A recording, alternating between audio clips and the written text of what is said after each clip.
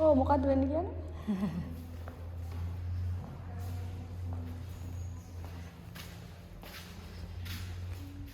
ඔයාලා ඇවිත් ඉන්නේ ශ්‍රී ලංකාවේ තියෙන එකම ජාතික තේ කෞතුකාගාරය බලන්න. මේක ඉස්සර වැඩ කරපු තේ ෆැක්ටරි එක. 1925 ඉඳන් 86 වෙනකන් තමයි වැඩ කරලා තියෙන්නේ. 86 දී ෆැක්ටරි වැහෙනවා. 2001 දී තමයි මේක ශ්‍රී ලංකා තේ කෞතුකාගාරය විදිහට පත් වෙන්නේ. ඒත් මෙතන තියෙන මැෂින් එකක්වත් මේ ෆැක්ටරියේ පාවිච්චි කරපු ඒවා නෙවෙයි.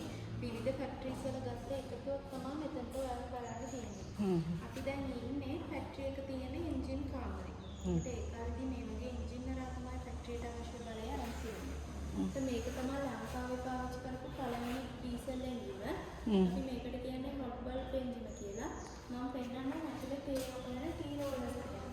ඒකට මේ එන්ජිමෙන් එක අමරන ටී රෝලර් එකට විතරයි බලය අරන්. මේක ෆැක්ටරියේ තියෙන මේන් එන්ජින රස්ටන් ඇන්ඩ් හන්ස්පීල් ලික්විඩ් ෆුවල් එන්ජින්. මේ එන්ජින් වලට පුළුවන් මුළු ෆැක්ටරියටම බලය දෙන්න. ෆැක්ටරි මැෂින්ස් ඔක්කොම අතන තියෙන මේන් ෂාෆ්ට් එකට තමයි සම්බන්ධ කරලා තියෙන්නේ. අපි මේ බෙල්ට් එක වම් පැත්තේ රෝදෙට මාරු කරනකොට තමයි මැෂින්ස් ඔක්කොම වැඩ කරන්නේ. මේකත් ඩීසල් එන්ජින්.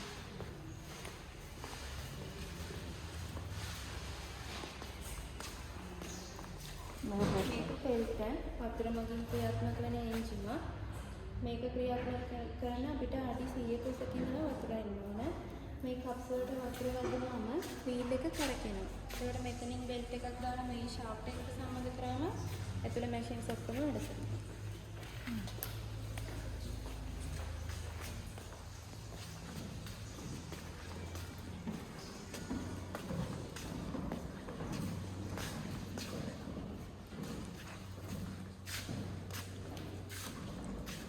ශ්‍රී ලංකාවේ ප්‍රධාන වශයෙන් තේ වර්ග 3ක් නිෂ්පාදනය වෙනවා. බ්ලැක් ටී, ග්‍රීන් ටී සහ වයිට් ටී කියලා.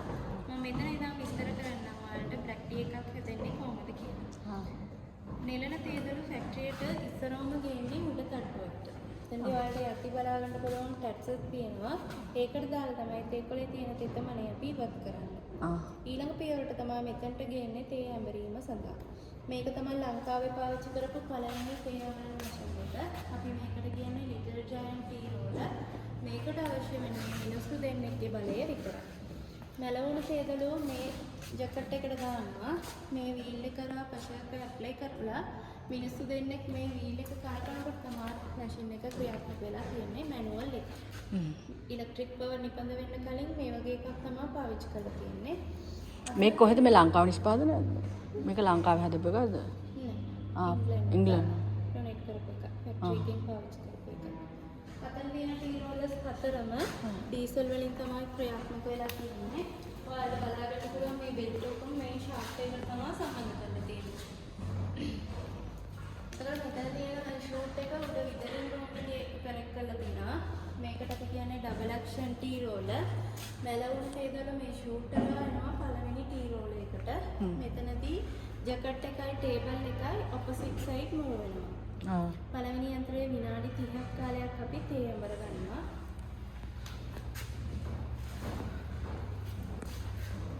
මේ තියෙන්නේ සිංගල් ඇක්ෂන් ටී රෝලර් එකම ප්‍රොසෙස් එක තමයි. එකම.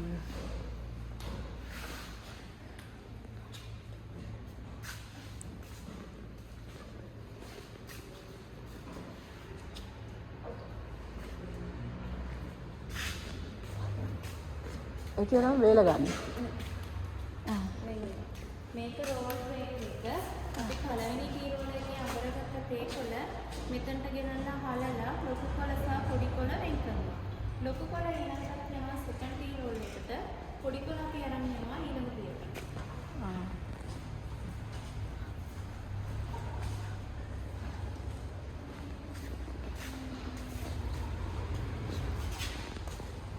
මේකට අපි කියන්නේ ඔක්සිඩේෂන් ටේබල්. අපි අතනදී හලා ගන්නවානේ පොඩි තේ කොළ. මෙතනට ගෙනල්ලා අඟල් 1.3කට ඝනකමකින් කාමර උෂ්ණත්වයේ පැය භාගයක් සිට පැය 2 කාලයක් දක්වා අපි අතුල්ලා තියෙනවා.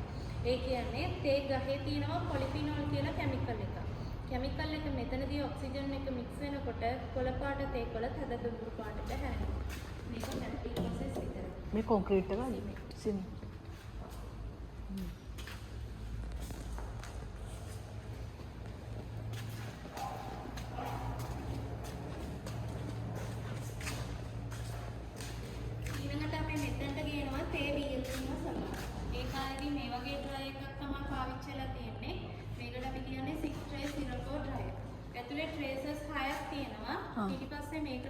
සම්බන්ධ කරලා තියෙනවා දරවුණා. ඒ දරවුණෙන් එන උෂ්ණත්වය ආදායයෙන් තමයි මෙතනදී තේ වියල්ලා තියෙනවා විනාඩි 24 කාලයක්. දර දානවා. ෆර්නස් රූම් එකේ අපිට.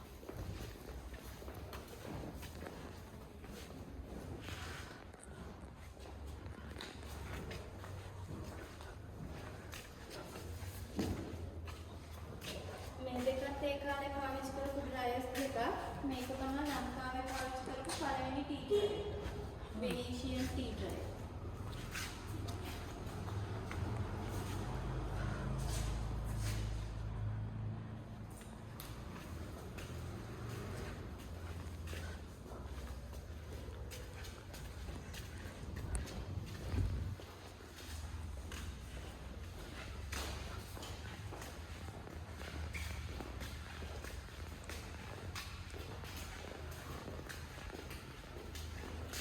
මෙතන මේක තමයි ෆර්නස් එක.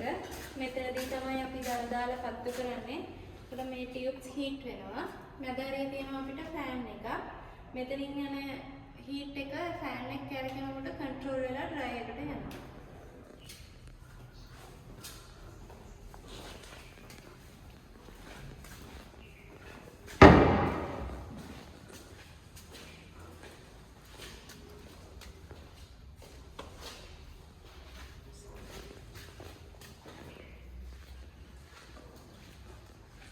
මෙමොරල් පොඩි අයකි ෆර්නස් එකේ පාර්ට්ස්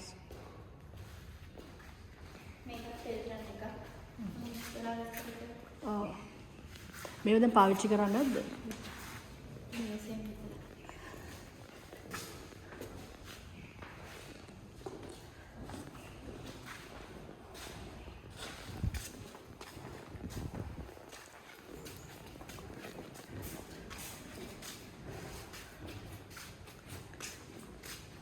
ඒකට බ්ලැක් ටී ප්‍රොසෙස් එකේ අන්තිම පියවර තමයි මෙතනදී වෙන්නේ.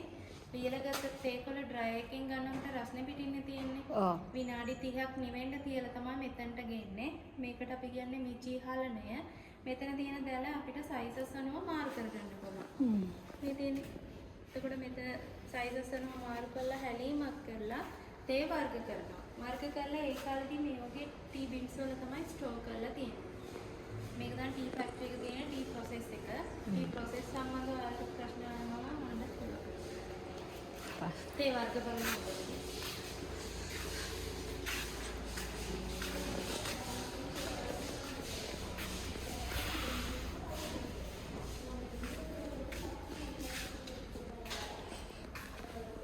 මේකට තියෙන ඒවා තේ වලට සම්බන්ධ නැහැ.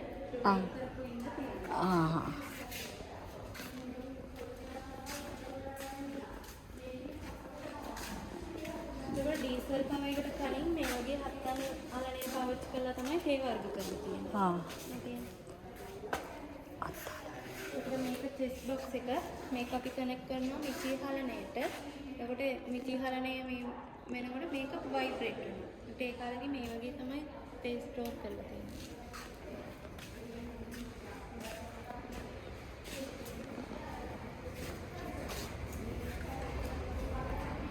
එතකොට මේ ටික තමයි තේ වර්ග. එකම ටී ප්ලාන්ට් එකෙන් තමයි ගන්නෙ. ප්‍රොසෙස් එක විතරයි වෙනස් වෙන්නේ. මේලි කියනවා බ්ලැක් ටී, ග්‍රීන් ටී සහ වයිට් ටී කියලා. මම කිව්වා ඔයාලට බ්ලැක් ටී එක සයිසස් අනුව වර්ග වෙනවා කියලා. ඊට පෙකෝ OP සහ OPA කියන්නේ තේකොළ සයිස් එක විශාලයි. හැබැයි අපිට ගන්න පුළුවන් ප්ලේන් ටී විදිහට විතරයි. කාටගතිය ගොඩක් අඩුයි. ඒ කියන්නේ තේකොළ සයිස් එක පොඩි වෙන්න තමයි ස්ට්‍රෝං වැඩි වෙන්නේ. අර BOP සහ ඩස් කියන තේ වර්ග තේකොළ සයිස් එක ගොඩක් පොඩි.